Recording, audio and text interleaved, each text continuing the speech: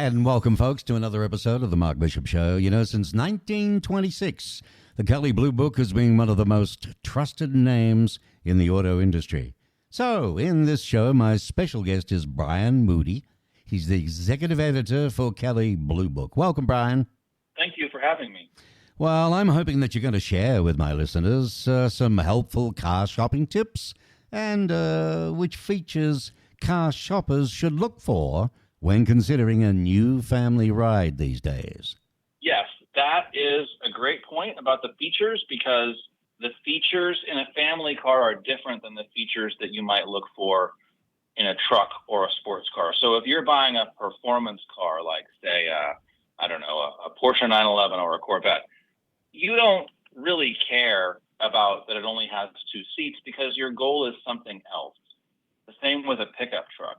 If it has, all the seats in the world but can't tow or haul a heavy load, it might not be worth that much as a truck. So with family cars, the main thing you want to consider is safety features and the number of seats. How many seats do you need?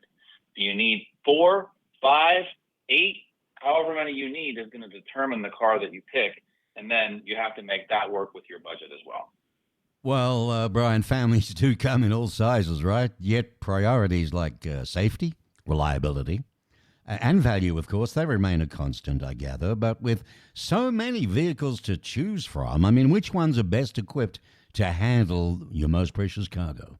Well, we have a list of the ones that we believe are the best based on safety and roominess, but we also factor in resale value, because that's important when you go to sell the car. That's real money back in your pocket.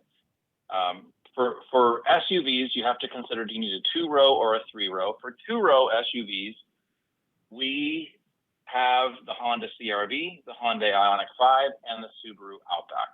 For 3-row SUVs, we have the Ford Expedition for the full-size SUV. That's a large truck-based SUV that can tow, haul, and go off-road.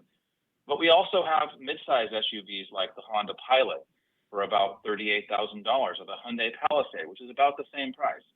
The Hyundai Santa Fe, the Kia Sorento, the Kia Telluride, and the Toyota Highlander are all good mid-size 3-row SUVs. And then there's one more thing you have to decide if you're going to say, I need a 3-row vehicle. Now you have to ask yourself, minivan or SUV? All right. I think minivans are great. Not everyone agrees. But on our list, we have 2 minivans, which is the Honda Odyssey and the Toyota Sienna. Yeah.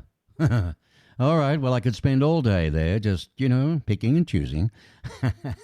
Which vehicles made the cut? Yeah. Okay, I'm going to ask you now, which vehicles made the cut for Kelley Blue Book's 2024 Best Family Cars list? Well, we like the Hyundai Santa Fe specifically because it's a modestly priced car, about $35,000. Remember, the average transaction price is over $40,000, so $35,000 is below average.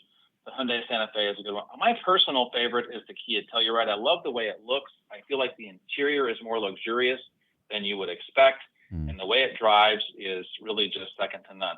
Also, one thing about the Toyota Highlander, the Toyota Highlander has 2 different versions. There's one called the Grand Highlander, which is larger with more space behind the 3rd row, and then there's the Toyota Highlander. So that's a little bit confusing because their names are so similar, but that also is on our list because excellent resale value, excellent reliability, and lots of features for a reasonable price.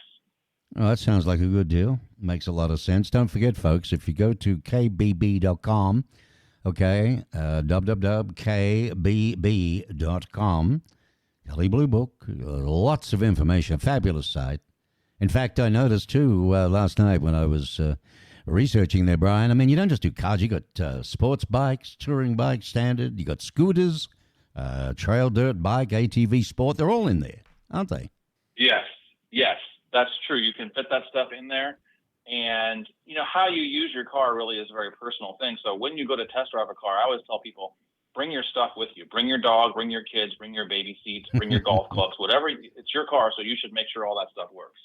So what are then, to you, the most important features to consider when choosing a new family car? I mean, are we talking hybrids? We got some electric, we got some gas, or it's all gas, or then we got room to put this, put that. We got sliding doors, open doors. I mean, how do you? Is there a list you go down, or how would you address that?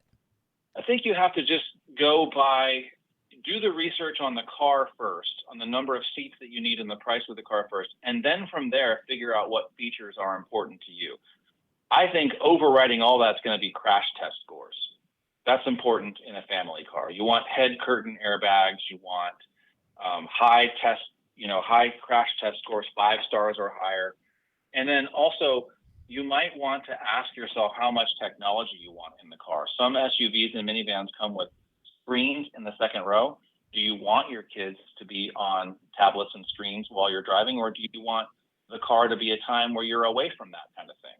Those are decisions that you have to make, and those are pretty high, those are pretty important ones. And then from there, everything else can come. But what car, what price, what color, all that kind of stuff can come after. Right, that's very good advice. Research it first, huh? I mean, buying a car can be stressful. Yes. It's not just buying a house, but buying a car. Yes. And it helps to have a trusted pricing source, too, I would think, on your side. And I got to admit, the Kelley Blue Book Price Advisor, it shows you what you should pay for a new or used car based on what others have paid in your area. Now, that's pretty cluey. Right. Isn't it? And tell us a little bit about that. Yeah, that is just a way so that you can feel confident about the price that you're paying for the car. I think cars are different prices in different regions, and they're different prices for different mileage and all that kind of stuff. But most people want to feel like that they're getting the same deal as everybody else is getting. Mm-hmm. And having a price advisor price is a way of saying, hey, this is about what other people are paying. You maybe pay a little bit more because of desirable equipment, or you maybe pay a little bit less. Factoring things in like equipment, miles, and color, that can give you the confidence to make the decision to buy the actual car that you want when, you wouldn't have that information otherwise. Yeah. Well, I mean, you could literally say you wrote the book on car values. You've been around for donkey's years. That's true. Haven't you? I mean, I tell you what, for me, quite honestly, today, if you were trying to sell your car, you see them on the side of the road or certain blocks till they get moved, or even at your home with a price sign on it, I would go to the Kelley Blue Book first. Have a cup of joe in your podgies, pajamas, doesn't matter. Take your time. Research. After all, your car's your baby. It's still worth something.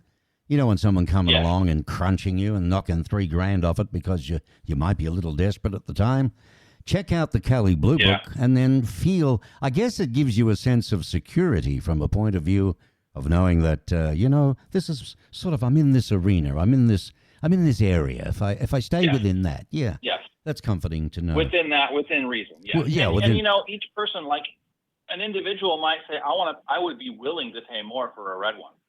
Another person would say, it's all faded. I don't want to pay that much. That's just an individual decision. Right.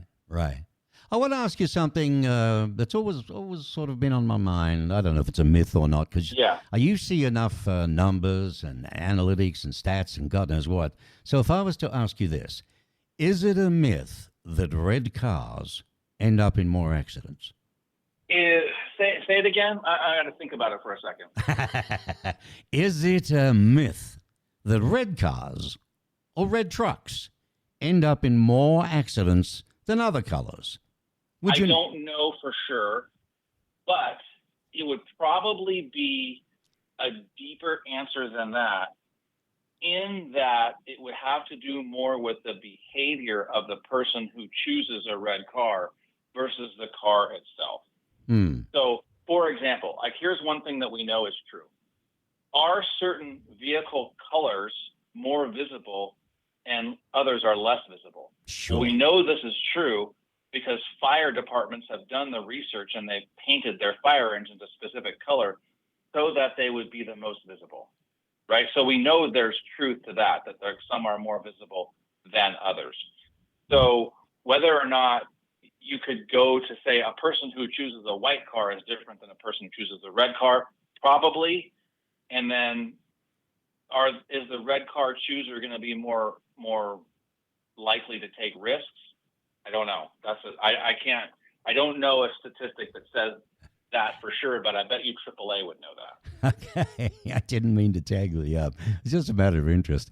But no, fantastic, Brian. Well, before we go, one last time, I'd like to get the the vehicles that top this year's best family cars list. In case somebody just pressed the button driving and picked up the podcast, I'd like them to know that. So, which vehicles top this year's best families car list?